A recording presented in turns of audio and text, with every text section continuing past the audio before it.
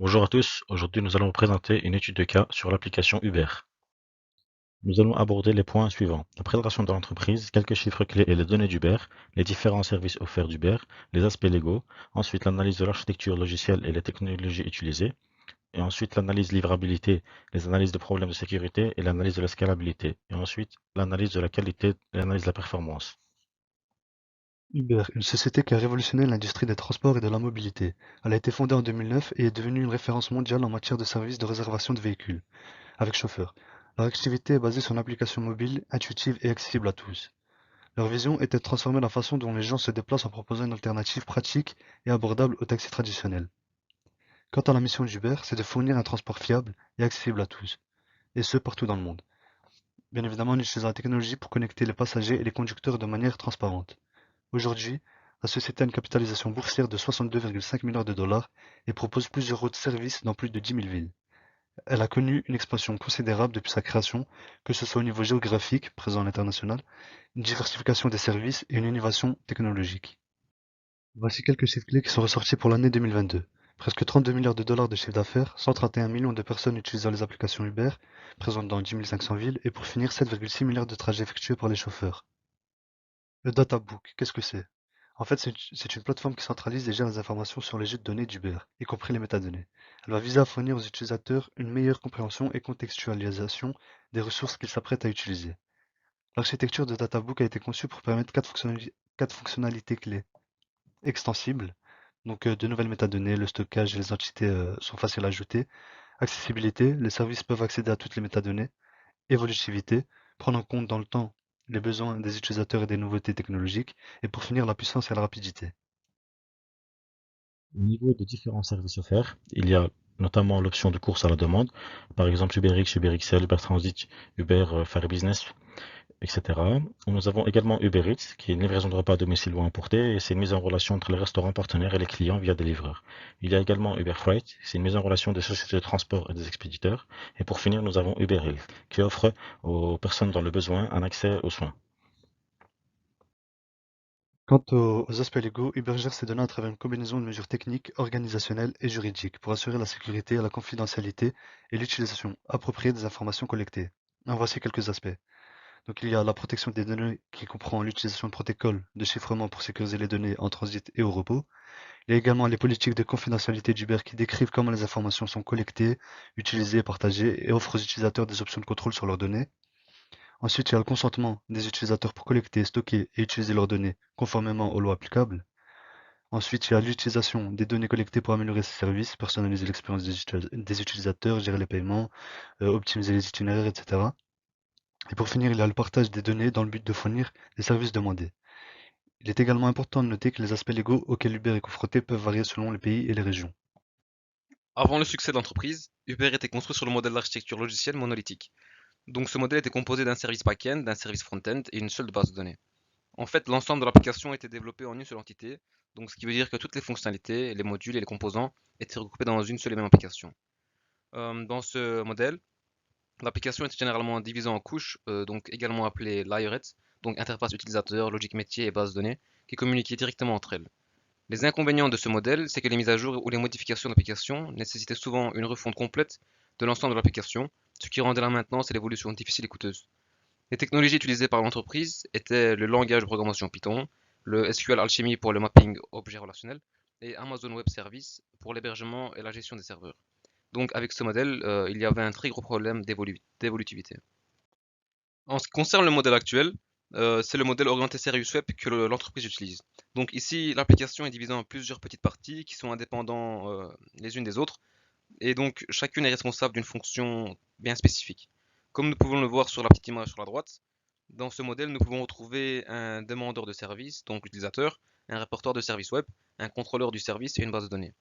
Les avantages de ce modèle, c'est que les services sont indépendants les uns des autres, donc il n'y a pas d'impact entre eux, ce qui facilite évidemment le développement, les tests, le déploiement et la maintenance.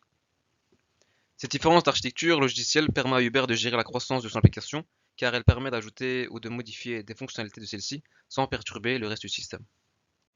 Sur cette image, nous pouvons voir l'illustration de ce qui a été dit précédemment. Donc l'application est divisée en plein de petits services et chacun est responsable d'une fonction bien spécifique.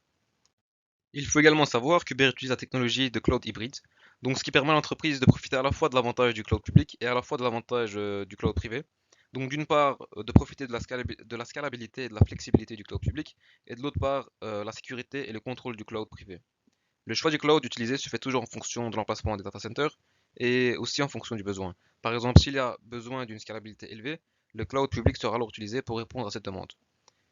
Et il faut également savoir que Terraform est un outil open source qui est un outil clé qui permet à Uber de gérer son infrastructure cloud de manière efficace, cohérente et surtout évolutive. Ce qui est crucial pour l'entreprise qui doit faire face à une demande en constante évolution et à une croissance rapide. Au niveau des technologies utilisées actuellement, pour les langages de programmation, Java, Python, Go, JavaScript, Swift, Kotlin et C++ sont utilisés. Pour tout ce qui est base de données, au niveau du SQL, MySQL, PostgreSQL et Oracle Database sont utilisés. En ce qui concerne le NoSQL, Cassandra, Elasticsearch et Redis sont utilisés. Il faut également savoir que la disponibilité des services et les faibles latences sont des enjeux qui sont très importants pour les entreprises. Donc, pour assurer une disponibilité élevée et des faibles latences, une infrastructure de base de données appropriée est essentielle, ce qui est le cas d'Uber. C'est également intéressant de savoir que Adobe est un framework open source qui est utilisé pour la gestion du big data d'entreprise. Au niveau des API, GraphQL et REST sont utilisés. Enfin, pour terminer la partie avec les technologies utilisées actuellement par l'entreprise, Docker est un logiciel qui est également utilisé pour la containerisation des applications et la gestion des microservices. Kubernetes et Mesos sont utilisés pour l'orchestration de conteneurs. Apache Airflow est utilisé pour l'automatisation de l'exécution des tâches complexes et des processus métiers. Et enfin, Chaos Monkey, qui est un logiciel créé par Netflix, permet de tester la capacité des systèmes à résister aux pannes inattendues et améliorer la robustesse de l'infrastructure. DevOps. Dev pour tout ce qui est développement et Ops pour tout ce qui est opération, exploitation. DevOps reflète toutefois un ensemble d'idées et de pratiques bien plus larges que ces deux seuls mots pris ensemble ou séparément. Le modèle DevOps inclut notamment des outils de sécurité, de travail en collaboration et d'analyse des données. Le DevOps décrit notamment des approches d'accélération, des processus selon lesquels une idée, par exemple s'il faudra donner des exemples, une nouvelle fonctionnalité logicielle, une demande d'amélioration ou par exemple une correction d'un bug, passe de la phase de développement à celle du déploiement, dans un environnement de production où elle peut apporter de la valeur, notamment à l'utilisateur. Ces approches nécessitent que les équipes de développement et d'exploitation communiquent fréquemment entre elles et abordent leur travail en gardant à l'esprit celui de leurs collaborateurs. L'approvisionnement doit également être évolutif et flexible. Si, par exemple, en prenant en compte la situation actuelle, donc tout ce qui est une méthodologie de travail en waterfall, on voit qu'il y a un point de contrôle manuel et un peu ou pas d'intégration entre les outils. Donc c'est tout ce qui est stable, il n'y a pas de communication. La communication est très faible. Mais pour la partie vision DevOps, on remarque qu'il y a un point de contrôle automatisé et une intégration complète entre les outils. C'est comme un cycle qui permet euh, aux deux équipes, donc IT, les équipes IT et les équipes d'exploitation, de communiquer entre elles. Pour tout ce qui est, notamment chez Uber, il existe de nombreuses offres d'emploi pour la fonction donc, dite un ingénieur DevOps, qui est un professionnel notamment qui se concentre sur l'automatisation et l'intégration continue dans la livraison de logiciels. Donc, les ingénieurs DevOps d'Uber travaillent en étroite collaboration avec les équipes de développement, comme dit sur la présentation, et d'exploitation pour éliminer notamment les silos entre ces deux équipes et améliorer la collaboration, l'efficacité et la qualité des produits. Chez Uber, l'ingénierie a été conçue pour gérer le risque de versions fréquentes, même à grande échelle, avec des besoins commerciaux et clients en constante évolution. En pratique, cela signifie soutenir à la fois la croissance et les changements fréquents, tout en minimisant les interruptions de service. Pour cela, plusieurs composantes du modèle DevOps aident notamment les ingénieurs d'Uber, notamment pour réduire les risques sans ralentir le rythme de l'innovation. Pour cela, des tests automatisés sont utilisés qui permettent d'analyser les problèmes potentiels avant que les modifications ne soient mises en production. En d'autres termes, les revues par les pairs est aussi utilisée, qui signifie qu'encore plus d'experts examinent le nouveau code écrit par d'autres ingénieurs. Les revues par les pairs sont une pratique importante chez Uber car elles permettent de garantir la qualité du code et d'identifier notamment les erreurs avant qu'elles ne causent des problèmes pour les utilisateurs ou le système en général, tout en examinant le code source d'un développeur par d'autres développeurs experts dans leur domaine. Notamment, les déploiements progressifs est aussi utilisé, qui permet de tester la stabilité des changements dans une petite zone avant d'être déployé à grande échelle.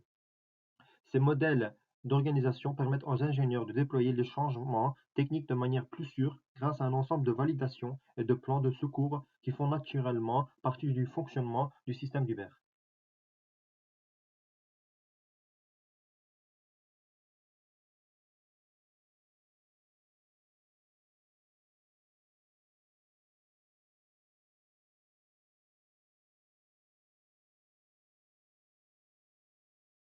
Entreprises qui utilisent intensivement la technologie pour fournir des services de transport de haute qualité à ses clients. Dans ce contexte, l'utilisation de DevOps présente plusieurs avantages pour Uber. Et comme expliqué dans les slides précédents, Uber en tire plusieurs avantages de la méthodologie DevOps. En utilisant DevOps, les ingénieurs d'Uber peuvent déployer en toute sécurité des modifications techniques en utilisant un ensemble de validations et de plans de secours. Cela permet notamment à l'entreprise de garantir la fiabilité de ses services en minimisant les risques de défaillance ou d'interruption de service. Grâce à DevOps, Uber peut gérer le risque de livraison fréquente en évitant plusieurs mises à jour, même à grande échelle avec des besoins commerciaux et clients en constante évolution.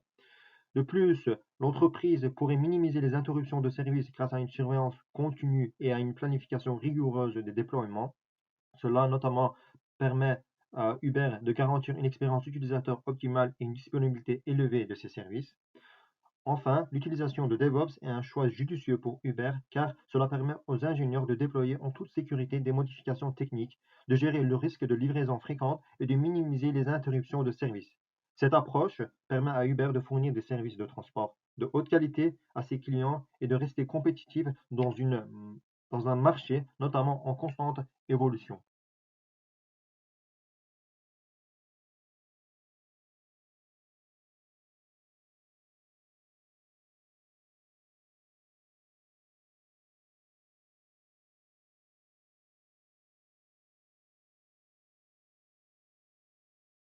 Est une priorité absolue pour Uber, car l'entreprise gère des données personnelles et financières sensibles de millions de clients dans le monde entier. Pour protéger ces informations, Uber a mis en place des mesures de sécurité rigoureuses à chaque étape de son architecture. Au niveau de l'infrastructure, Uber utilise des pare-feux et des outils de détection d'intrusion pour empêcher notamment les attaques externes et les intrusions malveillantes. En outre, toutes les données transitant sur le réseau sont cryptées à l'aide des protocoles de sécurité avancés. Au niveau des applications, Uber utilise des techniques de sécurité avancées pour prévenir les attaques telles que la validation de l'entrée utilisateur et la protection contre les injections SQL. Les applications sont également régulièrement testées pour détecter les vulnérabilités de sécurité et les erreurs de configuration. Uber intègre également des solutions de sécurité telles que Concur, Locate, International SOS et ReadCheck pour garantir la sécurité de ses clients en cas d'urgence. Ces solutions permettent aux utilisateurs de contacter rapidement les autorités et les services d'assistance en cas de besoin. Dans l'ensemble, l'architecture de sécurité d'Uber est solide et fait l'objet d'une attention constante. L'entreprise a mis en place des mesures de sécurité avancées à chaque étape de son architecture, depuis l'infrastructure jusqu'aux applications et au processus de développement. Ces mesures sont conçues pour protéger les données sensibles des clients d'Uber et garantir la sécurité de la plateforme dans son ensemble. Centre de protection de la vie privée d'Uber a été instauré. Ce centre de ressources créé par Uber aide les utilisateurs à mieux comprendre et à mieux contrôler leurs données personnelles lorsqu'ils utilisent des services Uber. L'architecture de ce centre a été conçue de manière à être extensible et adaptable aux différentes surfaces et plateformes choisies par chaque utilisateur. Pour ce faire, un design modulaire a été mis en place, permettant d'afficher notamment les fonctionnalités de confidentialité pertinentes en fonction de l'application Uber utilisée, notamment à partir d'un modèle de conception web réactif (RWD), ce qui assure une expérience cohérente pour les utilisateurs qu'ils accèdent à l'application via un navigateur web ou une application mobile. Cette approche modulaire permet également de faciliter les mises à jour et les améliorations futures tout en garantissant que les utilisateurs ont accès aux dernières fonctionnalités de confidentialité indépendamment de l'application Uber qu'ils utilisent. Il y a des milliards de transactions dans les bases de données d'Uber par jour. Uber a une plateforme centrale Fulfillment qui doit supporter un nombre croissant de commandes, de missions, de fournisseurs, etc. Il y avait environ 131 millions d'utilisateurs actifs mensuels dans le monde en 2022. Il y a des milliers de villes au total couvertes par l'application. Pour gérer cela, une infrastructure capable de maintenir et améliorer ses performances face à une forte sollicitation du système est nécessaire. Uber a dû faire face à plusieurs problèmes, notamment la correction manuelle des inconsistances dans les bases de données sous le système de Cassandra, au fur et à mesure que les produits et services se sont développés. La complexité d'interaction entre les données, la consistance du fonctionnement du système est difficile à atteindre au vu du grand nombre d'utilisateurs, la taille de l'infrastructure est beaucoup plus élevée, et il y a également trop de données à traiter pour des serveurs internes limités. Pour remédier à tout cela, Uber a utilisé différentes bases de données adaptées à chaque cas d'utilisation spécifique. Initialement, ils ont utilisé une base de données NoSQL pour le suivi des courses en temps réel et la tarification. Parallèlement, ils ont utilisé une base de données relationnelle pour gérer les utilisateurs et les paiements. Les choix de base de données dépendent des besoins de chaque partie de l'infrastructure d'Uber, tels que la scalabilité, la cohérence et la performance. En adoptant une base de données NewSQL, Uber a cherché à combiner les avantages des bases de données relationnelles avec la scalabilité horizontale des bases de données NoSQL.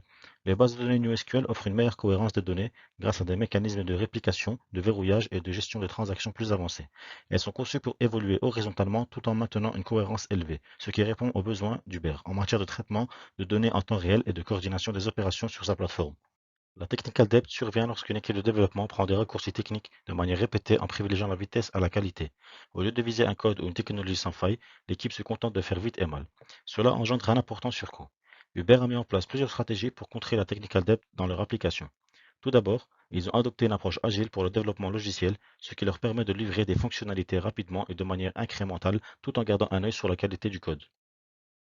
Ils ont également mis en place des processus de révision de code par les pairs et des tests automatisés pour s'assurer que le code est propre et sans bug avant d'être livré en production. Pour gérer la technical debt existant, Uber a également créé des équipes spécialisées pour effectuer des travaux de maintenance et de refactorisation du code. Enfin, Uber utilise également des outils de gestion du code de source et de suivi des bugs pour suivre l'état du technical debt dans leur application. Cela leur permet de prioriser les tâches de maintenance. Au niveau de la performance, Uber ne fournit pas vraiment d'informations à ce sujet, mais on peut émettre l'hypothèse qu'ils optimisent au maximum leur application afin de faire de l'économie d'énergie et de data pour les livreurs ainsi que les chauffeurs. L'utilisation de la mémoire et des données mobiles de l'application est très faible, cela permet de gagner en batterie ainsi qu'en data. Cela n'empêche en aucun cas le temps de réponse rapide et la bonne gestion des charges. L'application est développée en code natif Android et iOS, ce qui fait que c'est une technologie stable et performante. Aussi, il y a une surveillance constante et des tests rigoureux.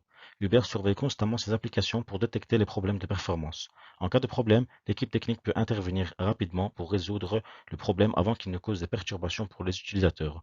Avant toute mise à jour, Uber fait des tests afin de minimiser les futures perturbations. Nous vous remercions pour votre attention ainsi que votre écoute, en espérant que vous ayez tout compris. Nous vous souhaitons une agréable journée.